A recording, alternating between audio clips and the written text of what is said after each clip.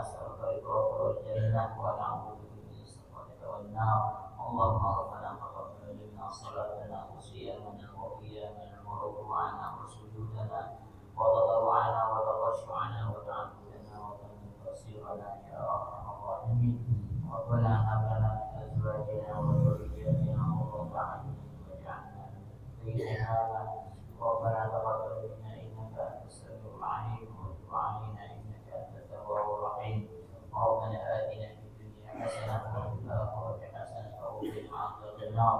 وصلى الله على نبينا محمد وعلى آله وصحبه أجمعين. سبحان ربك رب العزة عما يصفون وسلام على المرسلين والحمد لله رب العالمين.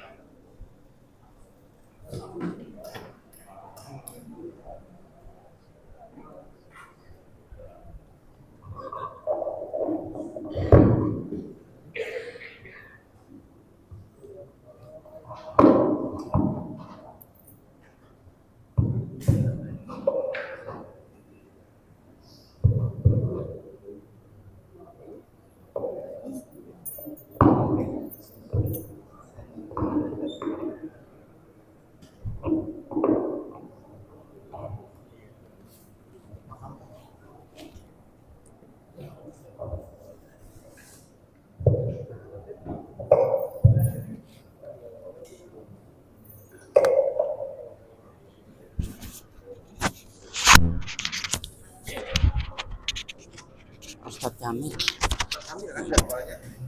Malah ngobrol sih. Ini aja kan Ustadz.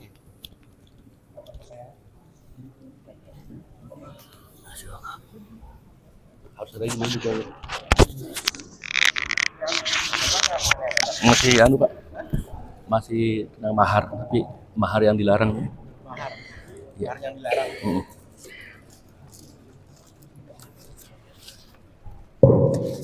Bismillahirrahmanirrahim.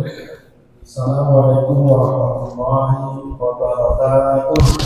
Waalaikumsalam warahmatullahi wabarakatuh. Alhamdulillahirrahmanirrahim. Alhamdulillahirrahmanirrahim. Alhamdulillahirrahmanirrahim. Asyhadu an la ilaha illallah wa anna Muhammadan abduhu wa rasuluh wa nabiyyu wa amma ba'du. Rabbi shrah li sadri wa yassir li amri wa hlul 'uqdatam min lisani yafqahu qawli. Rabbi zidni ilman wa rzuqni fahma.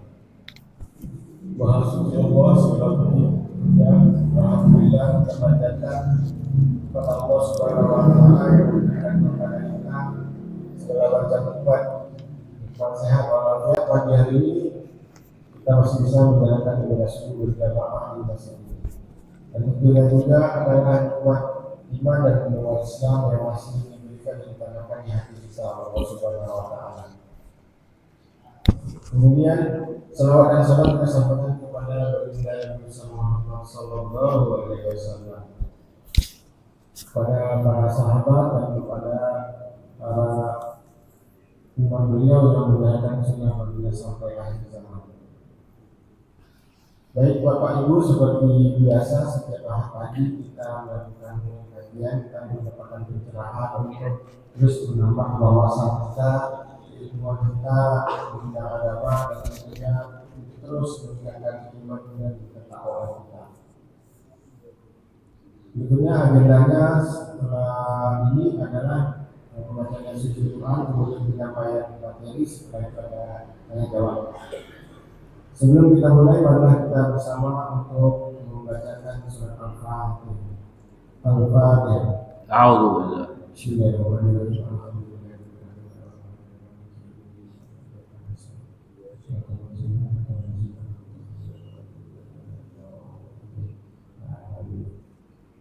Baik Bapak Ibu, panggilan berikutnya itu pembacaan ayat suci Al-Quran yang akan dibacakan oleh imam kita.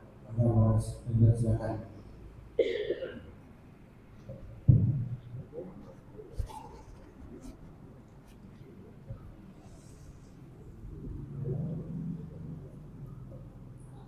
Assalamualaikum warahmatullahi wabarakatuh. Waalaikumsalam. A'udzu billahi minasyaitonir rajim.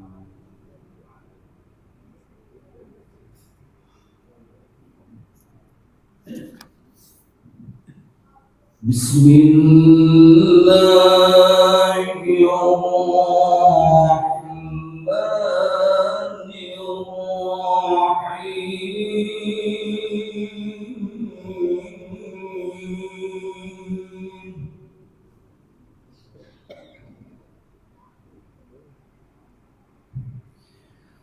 هو الذي أرسل رسوله بالهدى ودين الحق ليظهره على الدين كله وكفى بالله شهيدا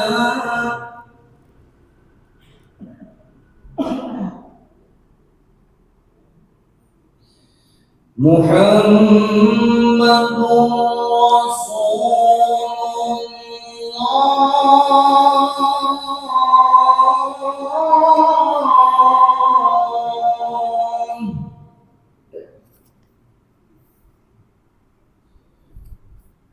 والذين معه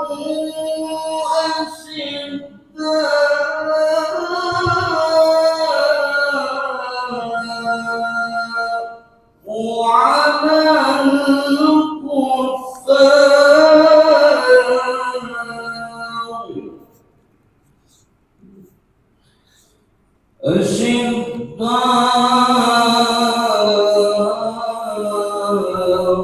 على الكفار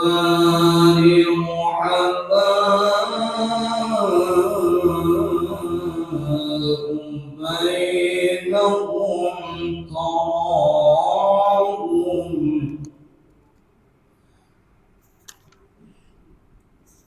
رحماء بينهم تراهم ركعا سجدا يبتغون فضلا من الله ورضوانا صدق الله العظيم. Alhamdulillah, demikian tadi yang telah bacakan ayat suci Al-Quran. Semoga yang membaca dan kita yang hadir semua di pagi di sini mendapatkan berkah dari Allah Subhanahu wa taala. Amin. Amin ya rabbal alamin.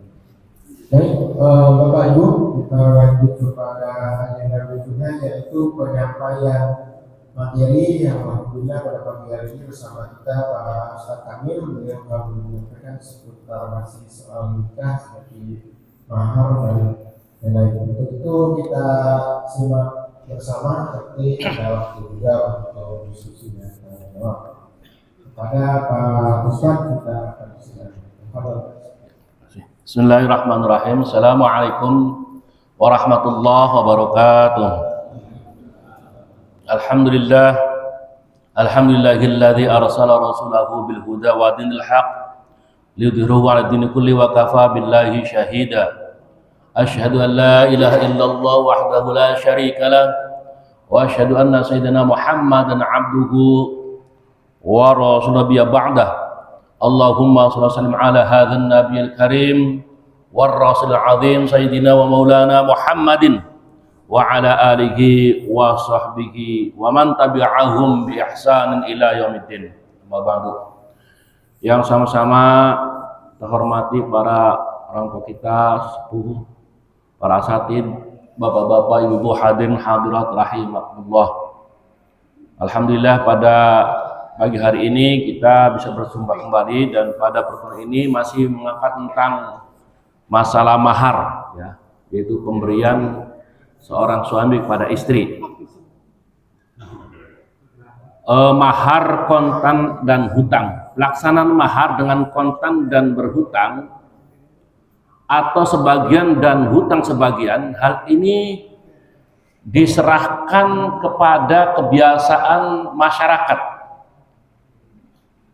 Ya, sebenarnya sih masalah mahar ini kan merupakan sebagai kehormatan suami, tapi ada juga yang terjadi seorang suami itu ketika mau menikahi istri ternyata ada sesuatu yang belum bisa diberikan, itu berupa mahar. Nah, dalam hal ini pernah kejadian dalam satu riwayat disebutkan, yaitu dari Ibnu Abbas meriwayatkan bahwa Nabi Shallallahu Alaihi Wasallam melarang Ali itu menggauli Fatimah sampai ia memberikan sesuatu kepadanya. Jadi sahabat Ali itu waktu itu nggak punya gitu mahar gitu kan, makanya kalau Nabi larang gitu kan, nanti gitu loh.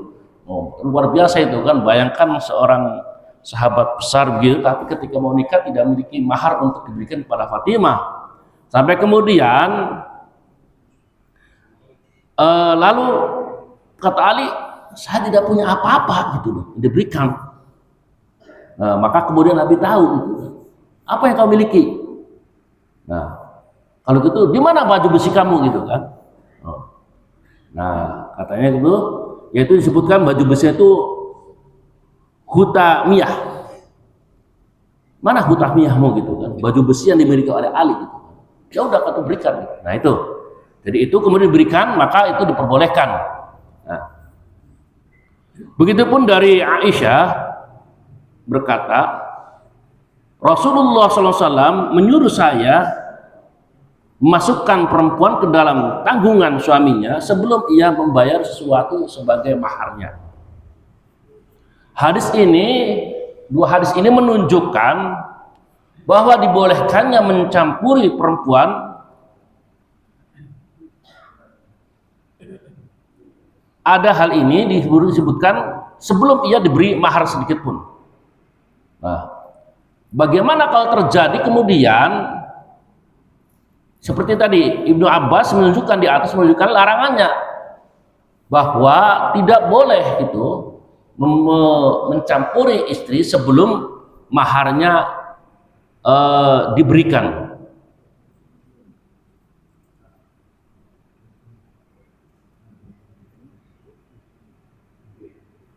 Demikianlah diajarkan, disampaikan kepada kaum muslimin. Seorang suami berhak mencampur istrinya dan istri wajib menyerahkan diri kepadanya dan tidak boleh enggan melayaninya sekalipun ia belum, bahasan di sini memang belum memberikan sebagian dari mahar yang telah disyaratkan. Nah, disyaratkan itu apakah kontan untuk berinya atau ini ada sebagian yang kurang.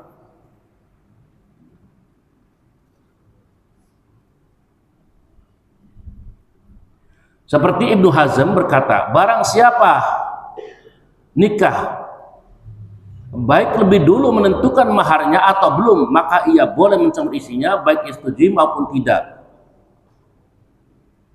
Nah, kemudian seorang perempuan berhak menentukan maharnya yang telah ditentukan baik si suami setuju atau tidak. Tetapi suami tidak boleh dilarang menggaulinya karena ia belum memberikan maharnya. Memang terdapat beberapa pandangan ulama terkait dengan pemberian mahar yang itu kontan atau hutang. Tapi menurut kedua hadis tersebut itu maka menunjukkan bahwa seorang perempuan kalau belum dimahari oleh suami maka belum boleh untuk dicampurinya.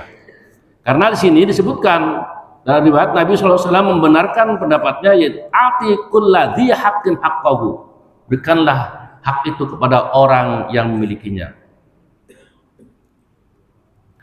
Nah, kalau kemudian terjadi orang itu memberikan maharnya ternyata tidak seluruhnya itu ya masih ada hutang gitu kan.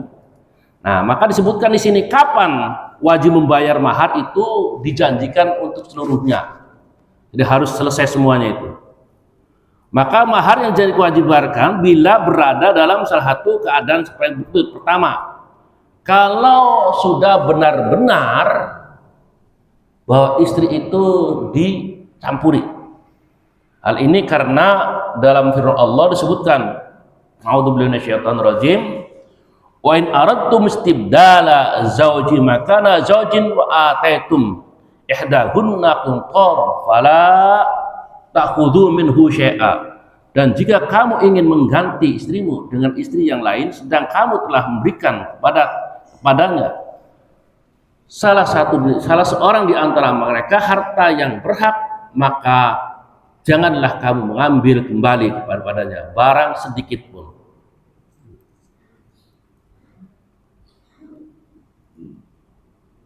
Kemudian yang keduanya adalah bila seorang dari suami istri meninggal dunia sebelum mereka bercampur. Demikianlah pendapat secara umum.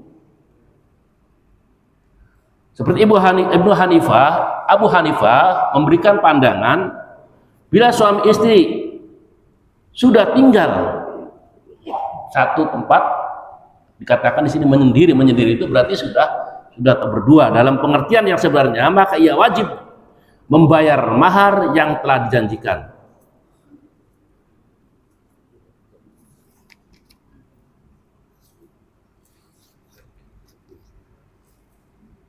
Kemudian bagaimana kalau ada ini terkait dengan terjadi suami istri kemudian ya belum sampai lama tapi kemudian terjadi perceraian, ada uang pesangon. Jika suami mentalak istrinya sebelum dicampuri dan belum pula ditetapkan jumlah maharnya yang wajib diterima oleh istrinya, maka ia seorang suami wajib memberikan uang pesangon sebagai ganti dari apa yang diberikan oleh bekas istrinya. Jadi kalaupun itu seorang suami istri, kan ada kasus juga itu ya, nikah tapi kemudian ada hal-hal tertentu itu belum dicampur istrinya, dicerai. Nah, maka seorang suami itu tetap memberikan pesangon. Karena di sini perbuatan ini termasuk dalam mentalak secara baik dan dengan ketentuan adab kesopanan yang diajarkan oleh Islam. Jadi kalau terjadi ya umpamanya keadaan ada gitu ya kita juga ada ditemukan itu di masyarakat gitu. Mungkin karena terjadi persoalan apa gitu kan, suami istri tapi kemudian tiba-tiba itu ada ketidakcocokan, talak perceraian, wajib yang mantan suaminya itu memberikan pesangon karena ada hubungan yang melekat dalam dirinya itu pernikahan itu. At-talaqu marratani fa imsakun ma'rufin aw tasrihun bi ihsan.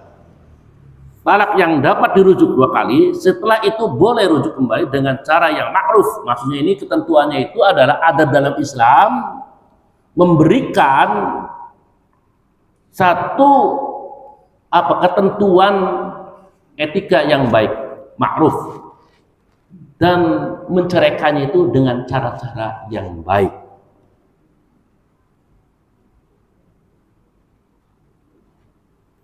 Para ulama ijma bersepakat bagi perempuan yang walaupun jumlah maharnya belum tentukan dan belum pula ia itu dicampuri, maka ia belum berhak mendapatkan mahar, tetapi dia mendapatkan pesangon saja.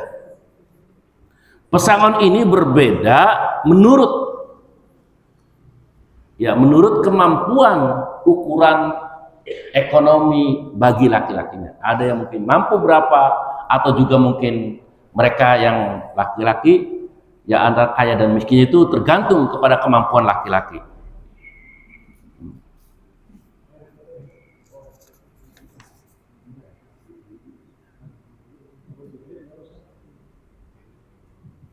Hal ini disebutkan dalam firman Allah Al-Baqarah ayat 236.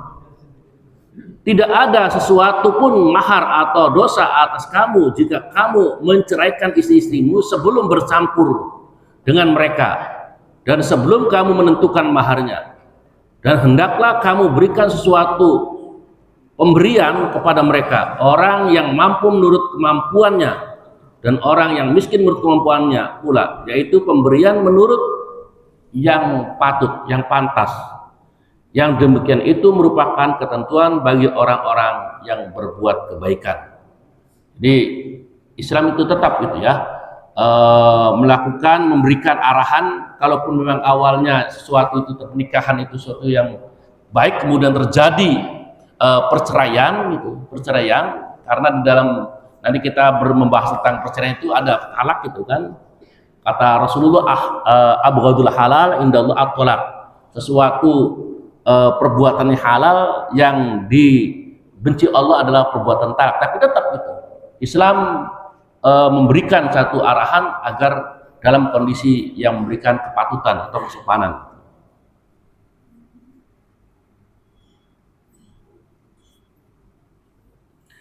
Nah, bagaimana kalau sekiranya itu pemberian maharnya gugur, kewajiban suami kepada istrinya, yaitu kapan? Yaitu ketika seorang suami maka kewajiban untuk memberikan mahar gugur, yaitu dari kewajiban bayarnya seluruhnya jika perceraian itu kemudian terjadi, yaitu terjadi sebelum terjadinya campur suami istri, kemudian dilakukan ada dari pihak istri yang melakukan permintaan cerai itu. Contoh umpamanya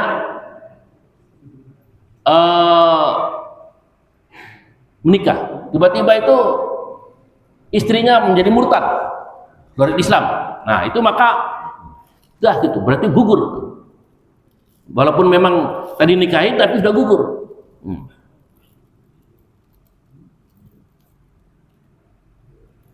Atau terjadi fasakh. Fasakh itu gugatan istri yang tadinya umpamanya itu seorang suami melamar seorang istri, tapi kemudian dengan pengakuan, dengan kebohongan, kemudian ternyata merasa ditipu, maka istri itu menggugat cerai gitu. Itu maka itu boleh itu gugur itu. Kemudian lagi terjadi pernikahan ketika itu ada ya di kalangan masyarakat itu perjodohan itu anak-anak itu. Tapi kemudian setelah dewasa ya kan ditanya bagaimana perempuannya itu kan, mau nggak dengan suami itu gitu kan, menolak gitu, tetap menolak. Nah maka itu gugur, itu pemberian suami kepada istrinya itu. Dikarenakan ini kan pada awalnya persetujuan di antara wali dengan wali. Nah, tapi kemudian perempuan setelah dewasa sudah menjadi mukallaf dewasa gitu kan ditanya. Nah, maka kemudian tidak mau perempuannya menolak, maka tidak ada kewajiban untuk memberikan maharnya itu. Berarti gugur itu. Ini Pak Haji. Ini tempat ya. Begitupun pesangonnya pun gugur, tidak ada, karena ia telah menolak sebelum suaminya menerima satu daripadanya.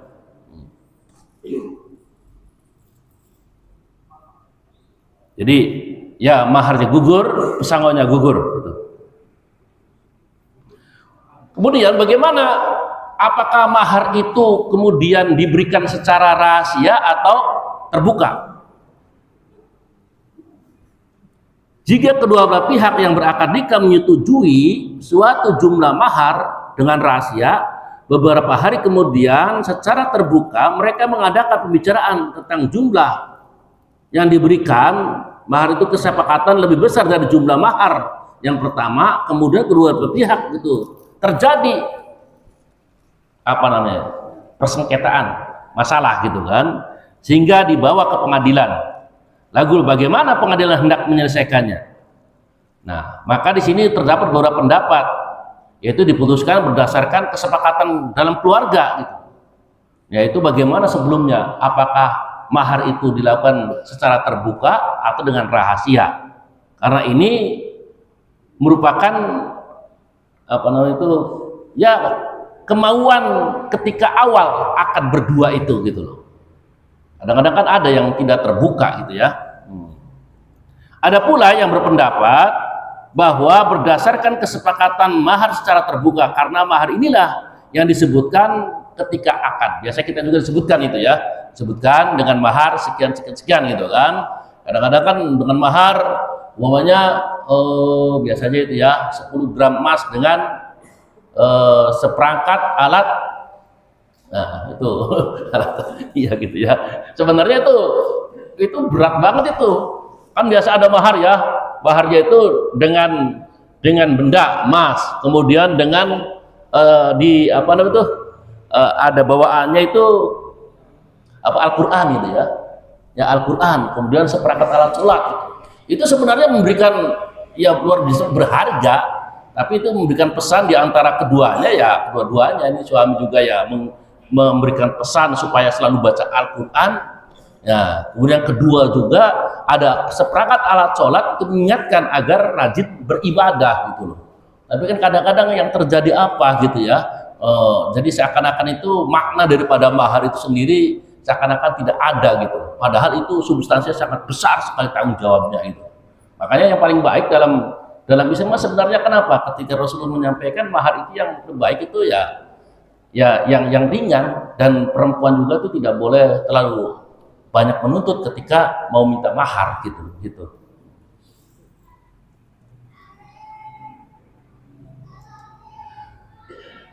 Nah, kalau sekiranya itu adalah mahar itu ada pembicaraan secara rahasia, disebut di sini bahwa Allah lah yang maha mengetahuinya gitu. Dan itu didukung oleh beberapa pandangan-pandangan para ulama.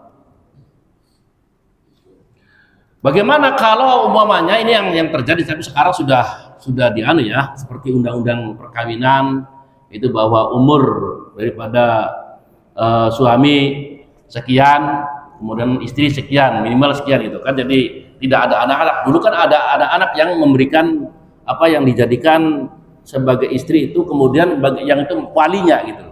Jika istri masih kecil, kemudian walinya yang berhak menenggangnya, menyimpan maharnya, sebab itulah yang menjadi pengurus dari harta maharnya itu.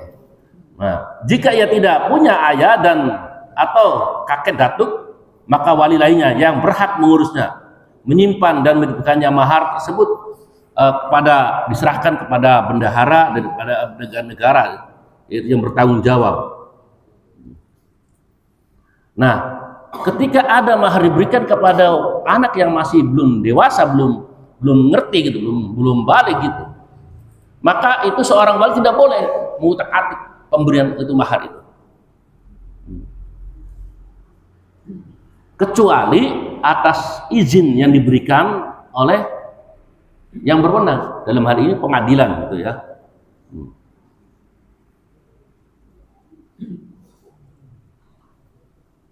Nah, kalau umpamanya mahar perempuan itu yang sudah dewasa dan kemudian janda, maka hanya boleh disimpan oleh walinya dengan izinnya jika perempuan itu dewasa, karena dialah orang yang berhak menggunakan hartanya. Tetapi jika ayah yang megang mahar tersebut sepengetahuannya sendiri, maka perbuatan tersebut dianggap, kalau mahar itu kepada janda tahu oleh orang walinya, maka itu diperbolehkan karena diketahui oleh yang perempuan sudah dewasa tersebut itu. Kemudian ini kebiasaan yang dibawa oleh oleh laki-laki ya, pengantin laki-laki itu barang bawaan. Barang bawaan yaitu sesuatu seperangkat perabot yang dipersiapkan oleh istri dan keluarganya sebagai peralatan rumah tangga bersama dengan suaminya. Menurut uruf itu dalam hukum Islam menjadi masdar ahkam. Jadi kalau dalam kita terkait nanti dengan membahas tentang hukum Islam, yang pertama ada Al-Quran, kemudian hadis, kemudian ijma, qiyas, kemudian ada runtutan ke bawahnya itu ada syar'u man qablina, kemudian ada qaulu sahabi, kemudian ada juga uruf. Uruf itu adalah adat istiadat yang berlaku gitu loh. Jadi adat istiadat juga menjadi satu ketentuan hukum. Bisa sekiranya kalau kita kadang-kadang itu menyimpang dari kebiasaan, itu bisa menjadikan ya kita itu termasuk melanggar hukum. Ya contoh di dalam lalu lintas saja itu, umpamanya kan ada pertanyaan pernah yang saya tanya oleh polisi, bagaimana hukum melanggar lampu merah gitu loh. Itu jadi perdebatan itu kan. Perdebatan, ada yang ngomong, kan lampu merah itu kan tidak ada dalam Al-Quran dan Sunnah Rasulullah gitu kan, begitu gitu loh. Nah kan begitu. Tapi kan kalau terjadi kecelakaan bagaimana gitu loh. Kan akhirnya begitu. Nah maka dalam ketentuan hukum ada namanya maslahah mursalah. Maslahah mursalah itu adalah yaitu kebaikan bersama. Jadi kebaikan bersama ya kalau ketentuan kalau kemudian melanggar, kemudian dia itu hukumnya itu dia bersalah tidak bersalah ya bersalah, itu seperti itu gitu kan. Jadi itu adalah itu adat atau uruf itu menjadi ketentuan hukum. Tindakan ini seperti membawa barang bawaan dan sebagainya itu adalah termasuk salah satu hal-hal bantuan untuk menyenangkan ya perempuan dan keluarganya. Hal ini pernah diriwayatkan dari Imam Nasai dari Ali bin Abi Thalib bahwa ia berkata Rasulullah SAW memberi barang bawaan kepada Fatimah berupa pakaian, kantong tempat air terbuat dari kulit, bantal yang berendak. Perbuatan Rasulullah SWT untuk mengikuti kebiasaan yang berlaku pada masyarakat tempat.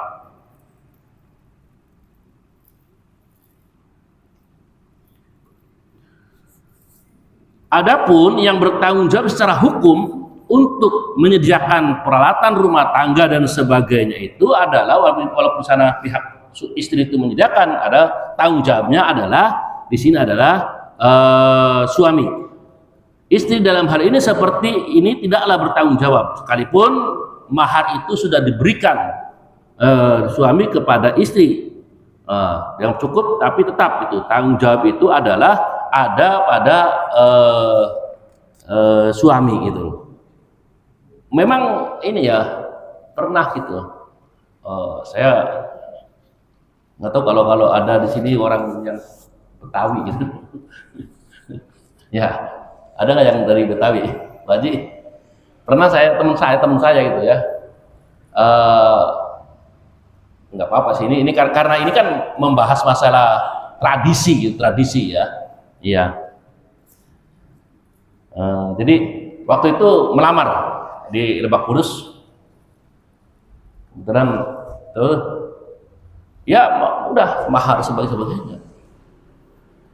Ternyata permintaan dari keluarga itu harus disiapkan semua perlengkapan tempat tidur, lemari, segala gitu kan. Yang pada akhirnya ya ini mungkin ini perlu juga mungkin Bapak Ibu ya, kalau umpamanya nanti akan mempertemukan anak itu kita harus mengetahui itu adat istiadat ya, suku dan sebagainya. Jangan sampai kemudian terjadi di belakang itu ribut nggak terima, itu sering terjadi gitu.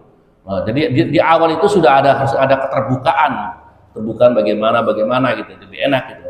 Nah itu teman saya itu hampir itu dibatalkan pernikahannya karena pada awalnya tidak ada pembicaraan secara terbuka kaitan dengan kalau mahar sudah selesai gitu, mahar sudah selesai apa gitu. Ternyata yang belum selesai itu adalah barang bawaan itu, perlengkapan dan sebagainya gitu. Yang pada akhirnya kan menjadikan beban segalanya gitu. gitu. Itu menjadi apa pengetahuan kita aja.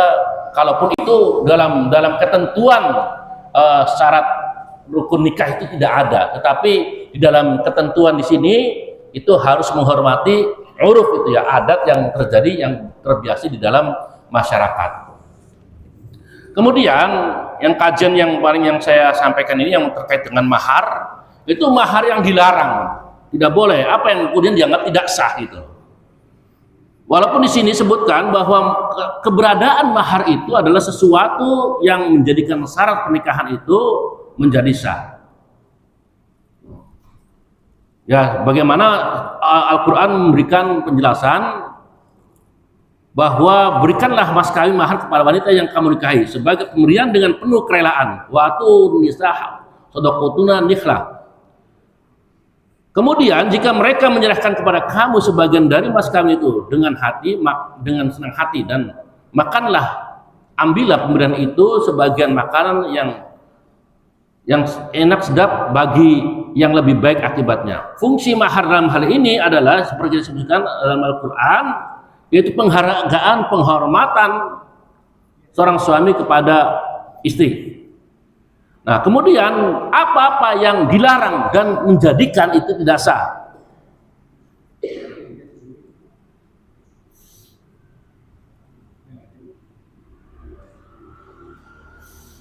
Di dalam kitab Bidayatul Mujtahid wa Nihayah Muqtasid dalam hal jilid 2 disebutkan bahwa barang benda-benda yang terlarang untuk mahar, yaitu terlarang maksud seperti apa? Ada khamr, minuman keras, tidak boleh. Kemudian bercampur dengan daging babi, tidak boleh. Kemudian bawaan mahar, kemudian ini ada buah-buahan yang belum matang, bisa bawa, nggak boleh.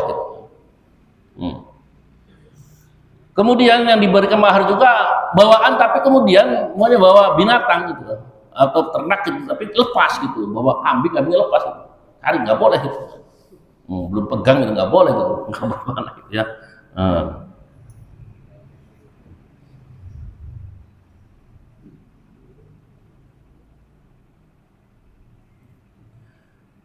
Kemudian mahar itu bercampur dengan barang yang ada dalam hal jual beli. Pemberian mahar yang di dalamnya ada unsur perdagangan atau hal-hal yang jual beli, maka dianggap tidak sah dalam pernikahannya. Misalnya itu ya memang contohnya di sini itu ada gitu, apa itu? Contohnya sih kalau di sini kan karena literal dalam hal dari kitab ya. Jadi seorang istri menyerahkan budak lelaki pada suaminya dan suami membayar 1000 dirham sebagai mahar untuk istri. Tetapi dalam pembayaran tersebut itu termasuk di dalamnya itu ada pembayaran budak itu. Kalau mungkin dikiaskan kita di sini itu ya kalau umpamanya memberikan mahar tapi ada transaksi jual beli dalamnya, maka itu dianggap tidak boleh gitu. Kemudian Imam Syafi'i menyatakan bahwa seorang istri dapat minta kompensasi jika mahar yang diberikannya itu tidak sesuai dengan kemauannya, kemudian dalam bandanya benda cacat gitu, maka itu tidak boleh. Jadi harus dikembalikan lagi dan harus dibayar dengan sesuatu yang sesuai dengan kesepakatan bersama. Meskipun ia juga berpendapat bahwa istri dapat menerima, tapi itu tidak boleh karena ada yang cacat.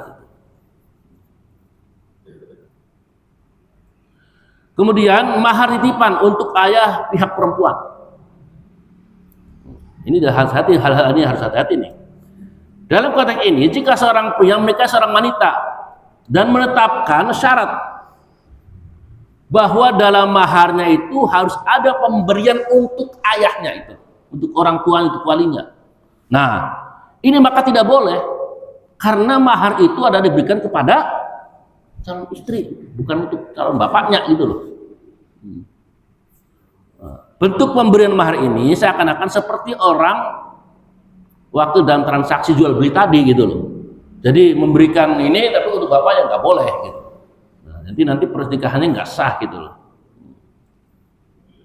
Oleh karena itu maka dalam hal ini pernikahannya itu tidak diperbolehkan. Nah kemudian diingatkan kembali ya kepada bapak-bapak, ibu-ibu ini yang nanti kita ya punya tanggung jawab perwalian, bahwa mahar itu kalau terjadi yang memberatkan, bagaimana? Mahar yang memberatkan juga tidak disarankan dalam Islam. Memang kembali lagi mengingatkan, kalaupun yang terjadi gitu loh, yang terjadi ya ini di Arab Saudi sendiri itu, makanya kenapa belum bertanya itu, bahwa banyak laki-laki di Arab Saudi itu banyak yang mereka menikah udah lebih berumur, karena di sana itu wanitanya itu meminta mahar itu tinggi-tinggi gitu kan. Di antaranya itu minta itu rumah dengan kendaraan. Rumah itu kan walaupun di sana banyak lahan yang kosong, tapi lahan kosong kan repot itu kan, karena isinya batu-batu semua gitu loh. Nah itu makanya di antara itu ya. Tapi Islam mengajarkan bahwa wanita yang baik adalah yang meminta mahar yang ringan. Gitu.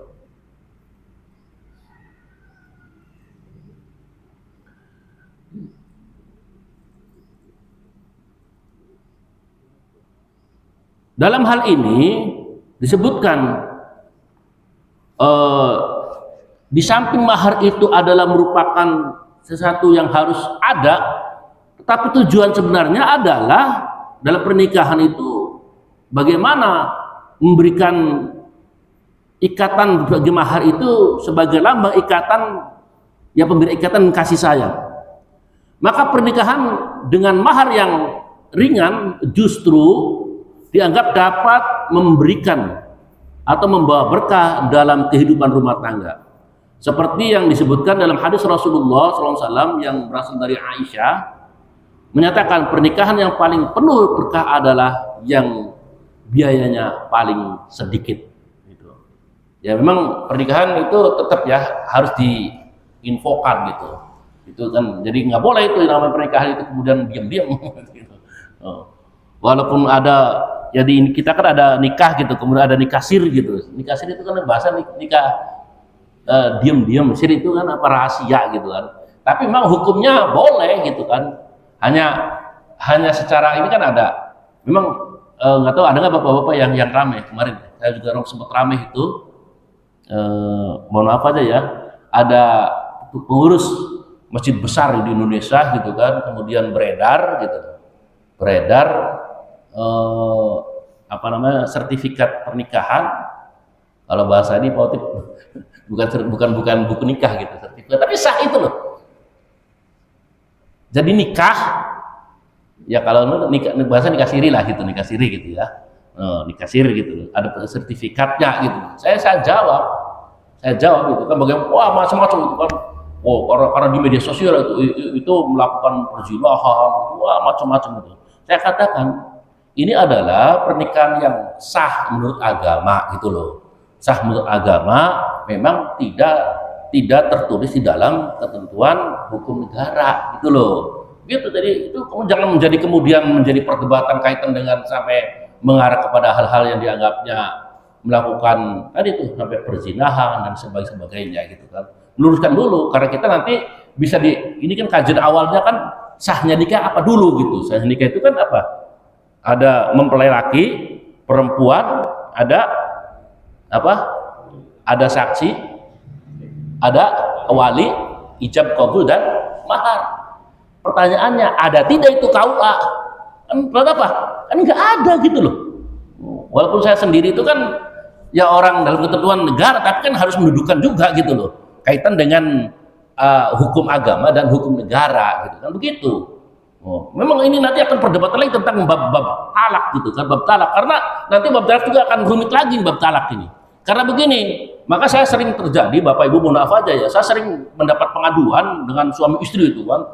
Suami istri datang, wah sampai yang namanya berantemnya itu, saya kalau mau berantem jangan di sini, di rumah aja berantem, jangan di sini. Di sini kan pengen menyelesaikan masalah gitu, tapi malah nambah masalah gitu kan gitu loh. Nah, tapi saya biasa dulu bertanya tentang masalah pengetahuan pendidikan, maka saya selalu jadi mohon maaf aja ya kepada bapak ibu yang masih memiliki anak-anak yang masih dari mulai SD, SMP, SMA itu tolong gitu loh. Mereka itu jangan dilepas hanya hanya mendapatkan pendidikan yang bersifat duniawi. Ajarkan mereka itu pendidikan yang untuk agama, agar mereka tahu gitu loh tentang ibadah, tentang kaitan dengan tata cara kaifiah ibadah, dan juga mengetahui tentang masalah persoalan-persoalan dalam kehidupan rumah tangga. Ternyata mereka itu mengucapkan kalimat talak itu biasa gitu loh, sering terjadi gitu loh. Oh ya, yang laki-laki itu biasa. Ternyata mereka tuh memahaminya itu talak itu kalau mereka menjatuhkan dari pengadilan, salah gitu loh. Oh, salah. Itu pengadilan itu adalah kan dalam ketentuan ulama gitu ya, talak itu kan bisa bersifat soreh, bisa bersifat kinayah. Bahkan kinayah contoh gitu kan di dalam kitab itu Fathul Wahab itu disebutkan kalau sekiranya itu ada itu benda yang jatuh atau juga daun jatuhlah talak kepadamu, jatuh selesai gitu loh. Itu talak satu gitu kan. Kemudian lagi perempuannya udah bilang aja gitu kan, saya karena saya akhirnya udah saya pulang kepada kamu rumah ibu kamu, talak dua jatuh gitu kan. Kalaupun belum ada saling dalam pengadilan gitu loh. Nah tapi kemudian ya bercampur kehidupan rumah tangga dan sebagainya, bercampur hubungan suami istri, itu sudah zina begitu. Hati-hati begitu. Maka Nabi sudah memberikan pesan itu harus hati-hati dalam urusan talak itu begitu. Nggak boleh gitu kita ngomong asal begitu. Ya memang kadang-kadang yang lakinya karena tidak mengetahui, yang perempuan juga akhirnya itu karena mungkin emosi dan sebagainya. Akhirnya saya jatuh gitu. Nah, sementara pemahaman yang karena kita memang negara hukum, ya keberusahaan hukum ya hukum positif gitu kan, yang menganggap talak itu jatuh itu ketika ada salinan dari pengadilan, salah. Agama. Contoh yang paling terakhir ini ramai ini, haji. Emang ramai haji itu kan, haji kan mulai daftar dalam Kemenag agama. Nah, bagaimana kalau hukum haji mulai orang haji berangkat sendiri misalnya, saat ini biasa hajinya gitu kan. Yang kalaupun sekarang juga ada gitu di dalam sedang rating cek itu disebutkan bahwa kalau tidak memiliki kartu gitu kan, maka jamaah haji itu akan diusir dan akan didenda. Tapi ketentuan haji kan saat ini sah gitu kan, gitu. Ya. Kemudian yang terakhir adalah mahar yang tidak bernilai. Meskipun mahar yang memberikan dilarang dalam Islam, mahar pernikahan yang tidak memiliki nilai, kemudian tidak ada manfaatnya, maka itu pun dilarang. Agar ya pemberian itu kan tadi mahar itu ya agar memberikan sesuatu yang mengikat, kemudian memberikan kesenangan dari pihak istri dan keluarganya. Jadi kalau umpamanya yang mahar itu tidak ada nilainya, itu enggak baik, karena Islam mengajarkan seperti mahar yang memiliki seperti emas gitu ya. Kemudian ya tadi disebutkan seperangkat alat sholat atau barang-barang bermanfaat baik untuk kehidupan, terutama lagi untuk wanita. Demikian hal-hal yang terkait dengan mahar. Mudah-mudahan untuk ke depan kita nanti bisa mengkaji yang lebih dalam lagi, ada kajian-kajian masih dalam hal kehidupan rumah tangga. Wassalamualaikum warahmatullahi wabarakatuh. Waalaikumsalam warahmatullahi wabarakatuh. Demikian tadi telah dijelaskan mengenai hal seputar mahar.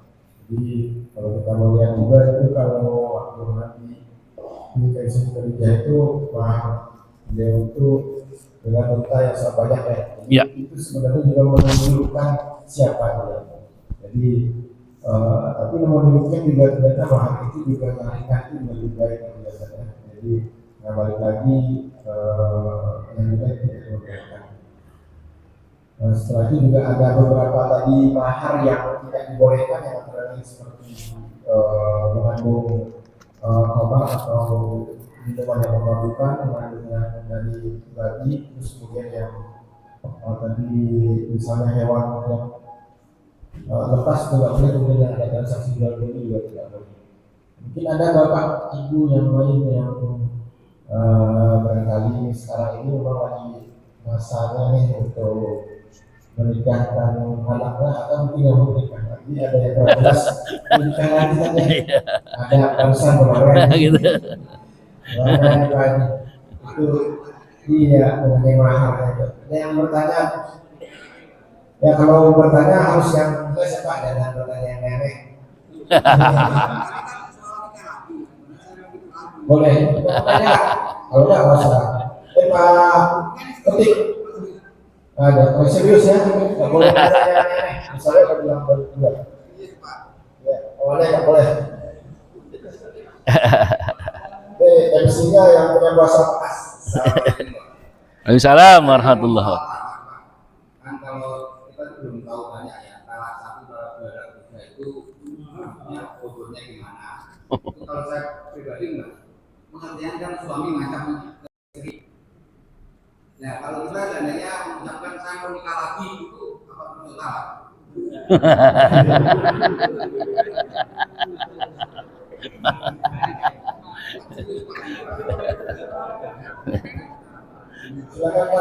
Ya, nanti ya bab talak ada Pak ya, tapi awal dulu ya, mengawali nanti kita tentang karena NTCR kajian ini NTCR itu nikah talak, NTC cerai dan rujuk gitu. Ya, jadi yang namanya kalau baru ancaman itu belum, tapi kalau umpamanya saat talak kamu itu udah gitu loh. Atau saya kembali kepada orang tuamu itu sudah gitu, jatuh gitu. Nah itu, atau nanti kita macam-macam, bahkan tanpa ada disadari dengan ngomong begini aja, punggung kamu itu seperti punggung ibumu gitu loh.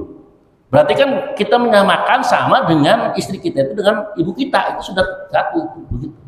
Oh itu nggak boleh gitu loh. Nah kemudian tingkatan talak itu ya, kalau talak 1, talak 2 itu disebut talak raj'i. Talak raj'i itu adalah talak yang boleh rujuk gitu, boleh kembali gitu loh. Talak 1, talak 2. Nah kalau talak 3 nanti namanya talak bain.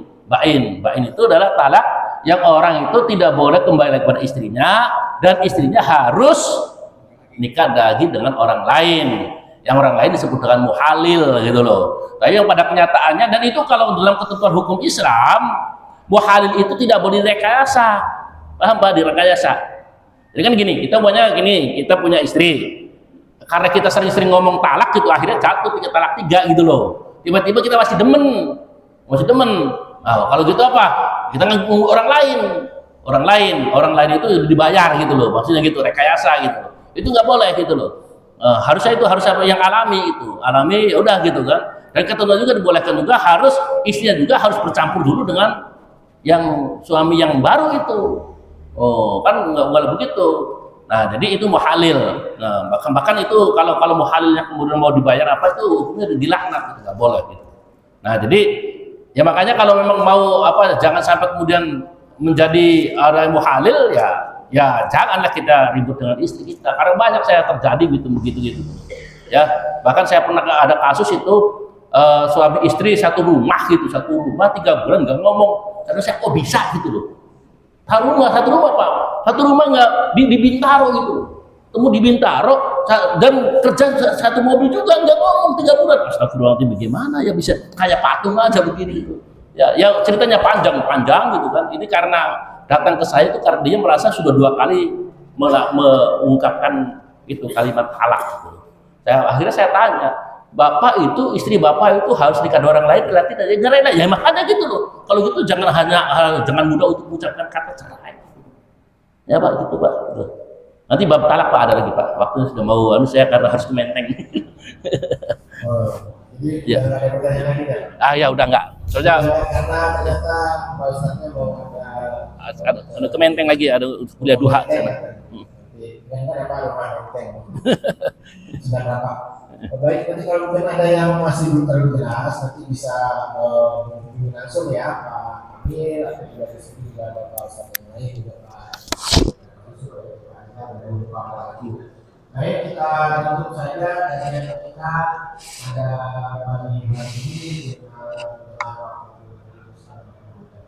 Alhamdulillah, subhanallah.